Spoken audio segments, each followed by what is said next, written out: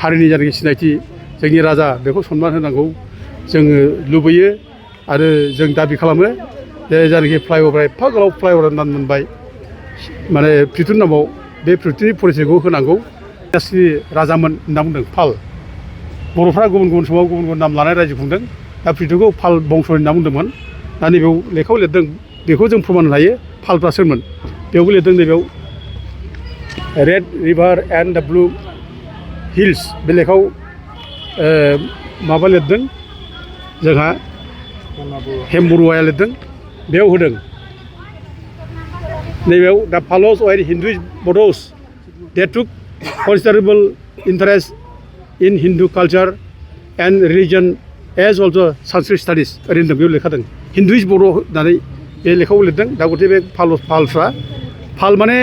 खांग्रा बाग्रा बेंग्राहाय फालक होनना बुंदों पाल होनना बुंदों बेखौ ओंखायनो बे बर' राजामोन बे लेखा दं ओमफ्राय लोगोसे नैबे जोंहा माने थाबाघाट आइनेसोरि बे थाबाघाट आइनासोरि बे लेखा मिनास सिरियासुद्दिन लिरनाय बे लेखा थाबाघाट आइनेसारि नासिरि बेखौ 13 सेन्सुरियाव लिरदों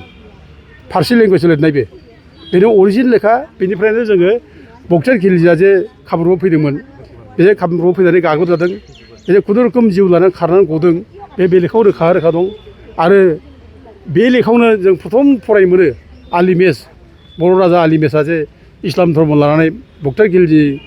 माबायाव गंग्लायनानै बे माने बक्सार खिलजिजों गाइड जादोंमोन बेबो नैबे माबायाव थाबाघाट आइनासोरि बे लेखायाव रोखा दं बे ओमफ्राय लोगोसे मोनसे नैबे लेखा दंबायो नैबे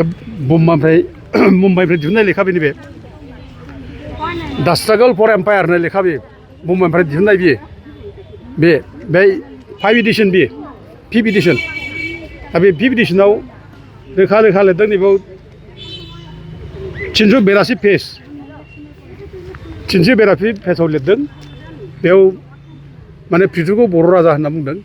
आरो बक्सार खिलजिया कामरुपाव फैनानै बर' राजा आरो बर' हारिजों गाग्लोबजानानै बे सिदलिबलि जादों होननानै बेयाव लिरदों बे ओरै लिरदों the Turks came in touch with early Assam in the 13th century when Ikhtiyar uddin ibn Muhammad Bakhtiyar Khilji the conqueror of West Bengal made a most ill conceived expedition into Assam and met with disaster from the Bodo' people and their रुलार्स होनदों बे रोखा Berkshire माने खिलजिया जे बर' राजाजों होखारजादों पृथ्वीआ जे बर' राजामोन आरो बर'फ्रा जे बे बक्सार खिलजिखौ होखारदों बे लेखायाव रोखा दं आरो गोबां हिस्ट्रिकेल बुक्सफ्राव दं आरोखि बेखायनो जों दिनै जोंनि हारिनि जानाखि सिनायथि जोंनि राजा बेखौ सनमान होनांगौ